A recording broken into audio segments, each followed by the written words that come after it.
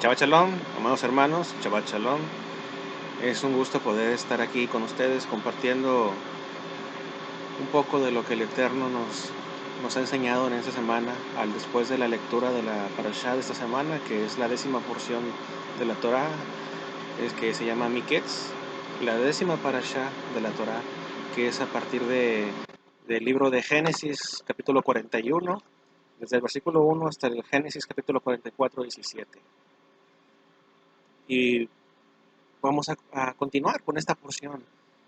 Si recordamos, la porción anterior terminó con el copero saliendo de prisión después de que José, el hijo de Jacob, José, haya interpretado los sueños de ambos, del copero y del panadero.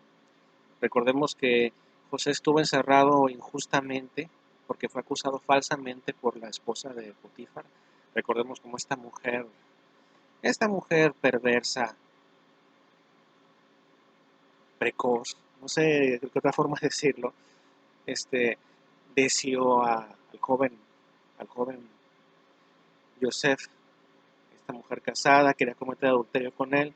Él, como todo un hombre de Dios, la rechazó, diciéndole que él no podía cometer tal pecado contra su Dios y contra su Señor, o sea, su amo, en este caso Potifar, porque ella era esposa de Potifar, ella era mujer desposada, y él no iba a cometer tal pecado, tal traición hacia su Dios y hacia Potifar, su amo, que se había portado muy bien con él. Y ahora sí, como mujer despechada, lo acusó falsamente de haber intentado abusar de ella. Y así fue como el joven Joseph fue encarcelado injustamente en prisión. Mas, sin embargo, el Eterno siguió estando con Joseph. Y todos los presos se dieron cuenta. El jefe de la cárcel puso a Joseph a cargo de los demás presos porque se dio cuenta que él no era una persona injusta, se dio cuenta que él era una persona justa, se dio cuenta que Dios estaba con él, que posiblemente todo lo que hayan dicho de él era mentira. Pero pues al fin y al cabo Potifar era una persona de renombre en Egipto y pues Joseph era simplemente un esclavo, porque recordemos cómo fue vendido por envidia por parte de sus hermanos. Pero todo eso tenía un propósito, todo este encarcelamiento, incluso que padeció José, esta venta de haber sido esclavo en Egipto, tuvo un propósito. Y es lo que vamos a ver en esta porción, el propósito por el cual Joseph terminó en Egipto como esclavo. El Eterno tiene la facultad de hacer lo que es para mal, convertirlo en bendición, hacerlo para bien. Sus hermanos hicieron mal con Joseph, pero el Eterno transformó este mal en una bendición. Y vamos a ver por qué en esta porción. Esta porción se llama Miketz. Miketz significa al cabo de 2 años. ¿Sí? Pasaron 2 años, después de que el copero salió de prisión, después de que Joseph interpretó, por gracia del Eterno, el sueño del copero y el panadero. Recordemos que uno fue para bien y otro para mal. El panadero fue ejecutado y el copero fue restituido en su posición para servir la copa del faraón. Cuando éste sale, Joseph le dice: acuérdate de mí y háblale de mí al faraón. Sin embargo, el copero se olvida de Joseph y pasa preso todavía 2 años más. Esto de 2 años más tiene un significado más profundo, pero lo vamos a ver al final de este pequeño estudio. Va a ser muy cortito. Esta porción tiene mucho para poder estudiar, para poder escudriñar, pero solo vamos a rascar la superficie, solo vamos a ver un poquito de lo que está aquí. Pero hay mucho paralelismo entre lo que es Joseph con Yeshua, Jesús de Nazaret, con el Mesías. Joseph fue un Mesías de su tiempo, una figura mesiánica en su tiempo, fue un Salvador en su tiempo, y él es un prototipo, un arquetipo de lo que iba a ser posteriormente Yeshua, Jesús de Nazaret, el Mesías. Bien, en esta porción, como ya mencionamos ahorita, pasaron 2 años después de que sale el copero. El faraón tiene dos sueños que ya todos los que hemos leído la Biblia o hemos escuchado o hemos incluso asistido a alguna iglesia, hemos escuchado estos sueños de faraón, incluso gente secular los ha escuchado, estos 2 sueños que tuvo el faraón, donde aparecen el primero 7 vacas gordas que suben del río y pasan en el carrizal. Luego suben otras 7 vacas flacas y devoran a las 7 vacas gordas. En el segundo suben 7 espigas llenas, o sea, 7 espigas hermosas, bonitas, y después brotan 7 espigas menudas, feas, que devoran a las 7 espigas gruesas. Por la mañana, el faraón despierta con su espíritu turbado, llama a todos sus adivinos, a sus sabios, a sus magos, les cuenta su sueño, pero ninguno de ellos es capaz de interpretarlo. Entonces, el jefe de los coperos reconoce su pecado, se acuerda de cuando él hizo mal y fue puesto en prisión, y se acuerda de Yosef. Y es aquí, es en este punto, cuando él le habla al faraón de Yosef, después de 2 años, cuando fue necesario, cuando era necesario, cuando el don que Dios le dio a Yosef iba a ser usado por Dios. Le habla cómo este joven hebreo pudo interpretar el sueño del copero y el del panadero, cómo ambos se cumplieron, cómo el panadero fue ejecutado y el copero fue restituido. Así que el faraón manda llamar a Yosef a su presencia. Y aquí en Génesis 41:15, Génesis 41:15 y 16 dice: y dijo Faraón a Yosef: yo he tenido un sueño y no hay quien lo interprete, mas he oído decir de ti que oyes sueños para interpretarlos. Respondió Yosef a Faraón diciendo: no, no está en mí, no está en mí. Dios será el que dé respuesta propicia a Faraón. La respuesta de Yosef es muy importante. ¿Por qué es muy importante? Porque siempre hay que reconocer que todos los milagros, todas las maravillas, todos los dones, todo lo que podemos lograr, lo bien que podemos hacer es por obra y gracia de Dios.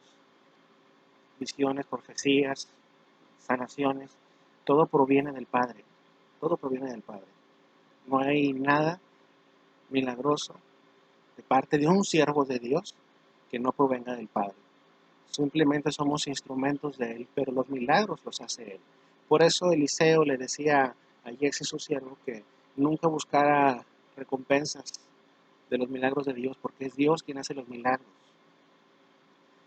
Y es como también la sombra de Pedro que sanaba a los enfermos en el Evangelio, bueno, en Hechos de los Apóstoles.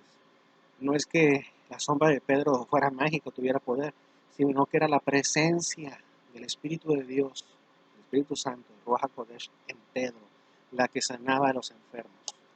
Así que siempre es importante, cuando el Eterno nos use para algo, sea grande, sea pequeño, darle la honra al Eterno, a Dios, a Yud-Hei Vav-Hei, porque Él es quien hace los milagros. En el versículo 24 de Génesis 41 dice: las espigas menudas devoraban a las 7 espigas hermosas, y lo he dicho a los magos, mas no hay quien me lo interprete. Es lo que dice el faraón. O sea, de todos los hechiceros y sabios de Egipto, no había uno solo que pudiera entender el significado de estos sueños que el faraón estaba teniendo constantemente y que lo turbaban. Solo el Eterno, solo Dios, solo Yud-Hei Vav-Hei, da la verdadera revelación de las cosas. Solo en Él hay verdad. Una verdad a medias es una completa mentira. ¿Sí? ¿Estamos de acuerdo en eso? Una verdad a medias es una mentira. La verdad absoluta, entera, completa, proviene de Dios. No hay agorero, adivino, hechicero, brujo, que pueda darnos una visión completa de nuestro futuro, que nos pueda revelar la voluntad de Dios para nuestras vidas, porque ellos usan hechicerías, usan cosas que no tienen nada que ver con Dios. Dios es el que da las revelaciones y da en la medida que Él quiere darlas. Dios nos manda en su Torah que no seamos agoreros ni adivinos, ni que nos vayamos a consultarlos, porque la única revelación proviene de Él. Él es el que da la revelación de las cosas. Él es la luz que brilla en la oscuridad, el que aclara nuestra vista, el que le regresa la vista a los ciegos. Solo el Eterno, solo Yud-Hei Vav-Hei. De hecho, todas las habilidades que pudiera tener alguna persona que se dedique a la adivinación provienen del adversario. El adversario es el padre de la mentira. Él mezcla, es una mezcla. Él dice ciertas verdades acerca de las personas para que éstas crean que todo eso, lo que van a decirles el agorero, es genuino, pero lo mezcla con mentira. Y como dijimos, una verdad media es una completa mentira. Como está escrito en Juan, Evangelio de Juan, capítulo 8, versículo 44, dice: vosotros, aquí le está hablando Yeshua a ciertos judíos que lo estaban rebatiendo, vosotros sois de vuestro padre el diablo, y los deseos de vuestro padre queréis hacer. Él ha sido homicida desde el principio y no ha permanecido en la verdad, porque no hay verdad en él. Cuando habla mentira, de suyo habla, porque es mentiroso y padre de la mentira. Aquí a los que le estaba rebatiendo eran ciertos fariseos, que ellos decían somos hijos de Abraham, pero ellos estaban mezclando verdades de la escritura con falsedades, con tradiciones de hombres, y por eso Yeshua decía que ellos no eran hijos de Abraham, sino que eran hijos del diablo, porque hablaban mentira, hablaban con falsedad, no hablaban con la verdad que es la palabra de Dios, y la sola palabra de Dios, porque toda la suma de su palabra, de la palabra de Dios, es la verdad. Y ellos no hacían esto, ellos mezclaban tradiciones con mandamientos de Dios. Y todos los que hemos estudiado la Biblia y que conocemos el camino de la raíz hebreos, tenemos un poquito más de entendimiento de esto. Ahorita no voy a profundizar mucho en eso para no desviarnos, porque sí, siempre hay mucho que podemos hablar en la escritura y que absorber y que entender. Nunca dejamos de aprender. Versículo 25 de Génesis 41. Entonces respondió José a Faraón: el sueño de Faraón es uno mismo. Dios ha mostrado a Faraón lo que ha de hacer. En el versículo 28 dice: esto es lo que respondo a Faraón. Lo que Dios va a hacer lo ha mostrado a Faraón. ¿Sí? El Eterno, cuando nosotros todos alguna vez hemos tenido algún sueño que sentimos que tiene alguna interpretación, algún significado que no podemos entender, pero tenemos que tener bien claro que el Eterno solo nos envía sueños o visiones cuando, una de dos, o somos capaces de entenderlos con la medida de fe que Él nos ha dado. Número dos, que fue el caso aquí del faraón. Hay alguien cercano o está alguien cercano a nosotros o nos vamos a topar con alguien que va a ser capaz de darnos la interpretación. Siempre el Eterno no nos mandaría un sueño con significado si no hubiese quien lo interpretase. Siempre habrá quien lo interprete cuando viene de Dios. Ya sea nosotros, por fe, por la revelación misma que Él nos dé, o porque Él ponga a alguien en nuestro camino que nos dé la interpretación de dicho sueño. Tiene que ser conforme a la palabra de Dios, aclarando eso. En este caso, Faraón era incapaz de entender este sueño por sí mismo, sino que Dios había previsto desde mucho antes, había dispuesto que José fuese siervo en Egipto, estuviese en Egipto, fuera presentado delante de Faraón para darle la interpretación de este sueño. ¿Por qué? Porque Egipto era en aquel entonces la máxima potencia del mundo, y iba a haber una hambruna terrible que iba a acabar con la vida de toda la población de aquel entonces, de esa zona. Así que el Eterno dispuso que la nación que tuviera las capacidades de almacenar alimento lo hiciese, por eso le envía sus sueños a Faraón, pero él dispuso que fuera su siervo José el que le diese la interpretación de este sueño para preservar la vida de quién, de Jacob, de Israel, de los hijos de Israel. Por eso el Eterno usó a José, permitió que él fuese esclavo en Egipto, permitió que fuese vendido por sus hermanos, para después preservar la vida de sus hermanos y de él mismo, para preservar la vida de los hijos de Israel, para cumplir la promesa que le hizo Abraham. Versículo 33 dice: por tanto, provéase ahora Faraón de un varón prudente y sabio, y póngalo sobre la tierra de Egipto. Versículo 38, dijo el Faraón a sus siervos: ¿acaso hallaremos otro hombre como este, en quien esté el Espíritu de Dios? Y dijo el Faraón a José: pues que Dios te ha hecho saber todo esto, no hay entendido ni sabio como tú. Faraón reconoció que Dios, y un Dios que él no conocía, pero el Dios que le estaba mostrando esto. El verdadero Dios estaba con Joseph, con Joseph. Y aquí es donde pasa algo increíble, imagínense, de ser esclavo, de ser preso en prisión, acusado falsamente, lo más bajo en categoría en Egipto, un preso de prisión, es puesto como gobernador de toda una nación, porque el Espíritu de Dios está en él. En el versículo 38 dice, el Espíritu de Dios está en él. ¿Qué hombre como este en quien esté el Espíritu de Dios? Por eso decimos como Joseph es un arquetipo de Yeshua, es un Mesías de su tiempo. En Isaías 11, del 1 al 2 dice, y brotará un retoño del tronco de Isaí, y un vástago de sus raíces y dará fruto, y reposará sobre él el Espíritu del Eterno, Espíritu de sabiduría y de inteligencia, Espíritu de consejo y de poder, Espíritu de conocimiento y de temor de Dios, del Eterno. Isaías 61, del 1 al 2, dice, el Espíritu del Señor, el Eterno, está sobre mí, porque me ha ungido, el Eterno, para traer buenas nuevas a los afligidos.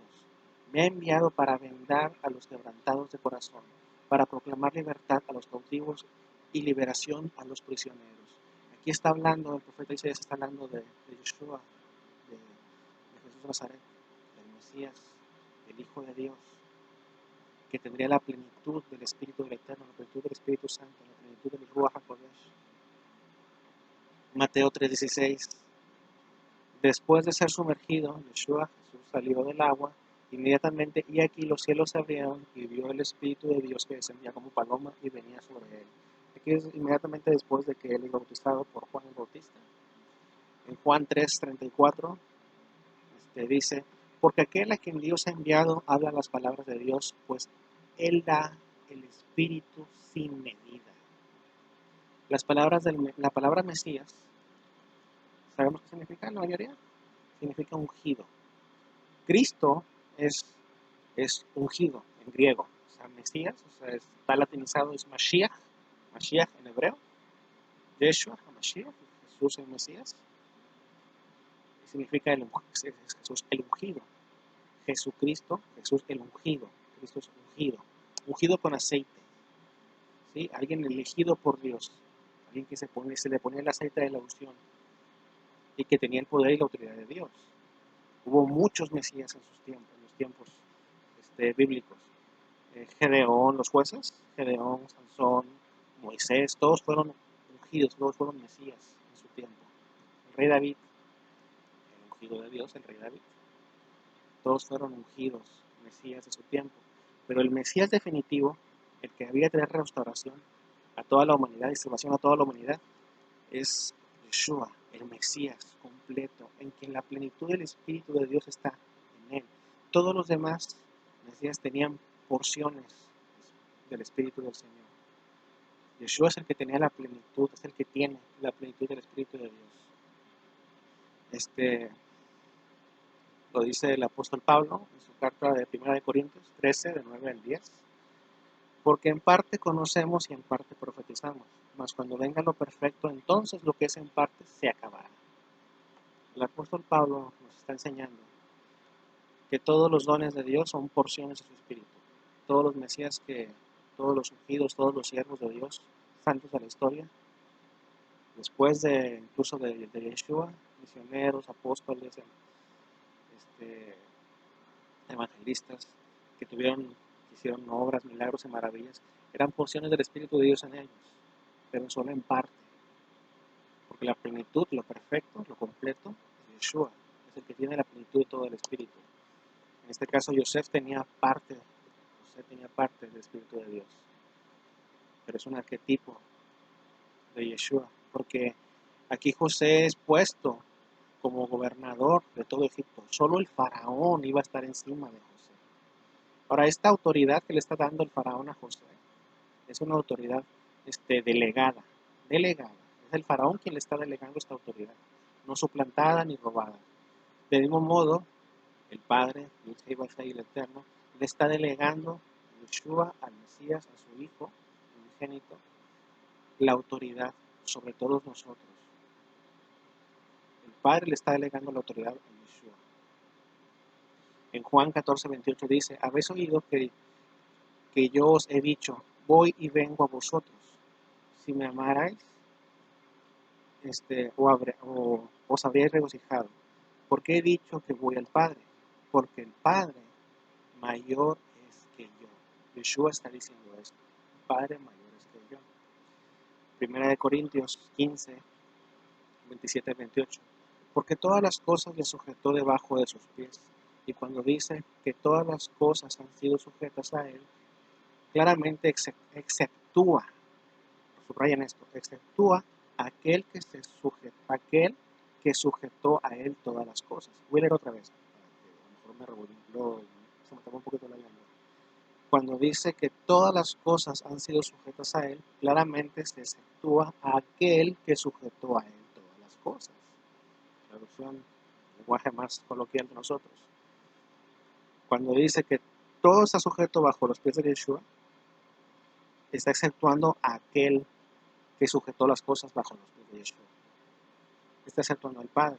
El eterno Dios es el único que no está sujeto bajo los pies de Yeshua, porque Él fue el que sujetó todo bajo los pies de Yeshua. De igual manera que el faraón es lo que hizo, sujetó todo Egipto bajo la autoridad de Yosef. Ahora, 1 Corintios estaba leyendo, 15, 27, 28, versículo 28, pero luego que todas las cosas le estén sujetas, entonces también el Hijo mismo, otra vez subrayar, también el Hijo mismo se sujetará al que le sujetó a él todas las cosas, para que Dios sea todo en todos. Aquí es un versículo que hay que repasar mucho. 1 Corintios 15, 27 al 28. En estos dos versículos, el apóstol Pablo, Saulo de Tarso, nos está diciendo que el Eterno sujetó todo bajo los pies de Yeshua. Le delegó toda autoridad sobre toda la creación a Yeshua. Y que el único que está por encima de él es él, es Yeshua, es el Padre mismo. Pero que luego de esto, también el Hijo, Yeshua, se sujetará al Padre, para que Dios sea exaltado siempre en todo. ¿Sí? Yeshua simplemente tiene la autoridad y el poder del Padre porque su autoridad es dada por Dios. Así que toda autoridad que tiene Él es porque Dios se la dio, pero Yeshua siempre nos va a recordar que al que hay que rendirle culto, Jesús siempre nos va a decir que al que hay que alabar y exaltar es al Padre mismo, al Eterno, a Yud-Hei Vav-Hei. En Juan 3, 35-36, el Padre ama al Hijo y ha entregado todas las cosas en su mano. El que cree en el Hijo tiene vida eterna, pero el que no obedece al Hijo no verá la vida, sino que la ira de Dios permanece sobre él. Así que también hay que tener mucho cuidado con hablar mal de nuestro Mesías Yeshua, porque hablar mal de nuestro Mesías Yeshua es como hablar mal del Eterno, porque el Eterno es quien lo puso a él por autoridad. Por eso también entendemos que cuando uno rechaza a Yeshua, uno está rechazando al Eterno, porque es el Eterno el que le delegó la autoridad y el que lo puso por autoridad sobre nosotros. Ahora, en el versículo 41, en el capítulo 41, versículo 41 de Génesis, el faraón también le dice a Yosef, mira, te he puesto sobre toda la tierra de Egipto. En contexto bíblico, Egipto simboliza el mundo entero. El Mesías gobernará sobre todas las naciones, no solamente sobre el mundo material, sino que también sobre lo que es el reino invisible, como está escrito en Mateo 28:18. Y acercándose a Yeshua les habló diciendo, toda autoridad me ha sido dada en el cielo y en la tierra. Primera de Pedro 3:22, quien habiendo subido al cielo está a la diestra de Dios y a él están sujetos ángeles y autoridades y potestades. Ahora en Génesis 41, versículo 43, el faraón subió a Yosef a un carro, a su segundo carro, y proclamó delante de él doblar rodilla y lo puso sobre toda la tierra de Egipto. Hay un paralelismo aquí también con Yeshua, porque en Isaías 45:23 Dice, porque por mí mismo he jurado y salido, y por mí mismo he jurado, ha salido de mi boca en justicia una palabra que no será revocada, que ante mí se doblará toda rodilla y toda lengua jurará lealtad. Se doblará toda rodilla. Romanos 14:11. Porque está escrito, vivo yo, dice el Eterno, dice el Señor, que ante mí se doblará toda rodilla y toda lengua alabará a Dios. Filipenses 2:10-11. Para que en el nombre de Yeshua se doble toda rodilla de los que están en el cielo y en la tierra y debajo de la tierra. Nota ahí. Y toda lengua confiese que Yeshua, el Mesías, es el Señor, para gloria de Dios el Padre. Debajo de la tierra, todas las potestades demoníacas están sujetas a la autoridad del Mesías. Por eso él podía decirle a un endemoniado, sal de él, porque Dios le había dado toda autoridad sobre las potestades. Por eso él podía expulsar a cualquier espíritu inmundo. Y recordemos que Yeshua también nos dio autoridad a nosotros, siempre y cuando guardemos sus mandamientos, no permanezcamos en obediencia. Hay que estar bien conscientes de eso. Toda autoridad nos es dada sobre las potestades por obra y gracia de Dios cuando permanecemos en obediencia a los mandamientos de Dios y al testimonio de Yeshua, a vivir y practicar la vida como Yeshua, el Jesús de Nazaret, nos enseña a nosotros. Último dato para ya concluir este estudio, que es muy cortito. Hay mucho que hablar de esto, pero el tiempo no nos alcanza en este medio. Y en el versículo 46 del capítulo 41 de Génesis, donde dice que Joseph tenía 30 años cuando se presentó ante Faraón, el rey de Egipto. Yeshua tenía 30 años cuando empezó su ministerio. Así que hay mucho paralelismo entre la figura de José, el hijo de Jacob, el hijo de Israel, con Yeshua el Mesías. La escritura nos estaba mostrando desde el principio del Génesis todo el plan de salvación. En toda la escritura vamos a ver este plan de salvación. Y como el Eterno dispuso que su Hijo unigénito fuese dado para la redención de todos sus hijos. Como dice Juan 3:16, porque de tal manera amó Dios al mundo, que dio a su Hijo unigénito para que todo aquel que en él crea no se pierda, mas tenga vida eterna. Shabbat shalom, amados hermanos. Esperemos vernos pronto una vez más. Shavuot Tov, sean bendecidos. Que el Eterno los bendiga y los guarde. Haga conocer su rostro sobre ustedes y tenga de ustedes misericordia. Amén. Bendiciones, hermanos.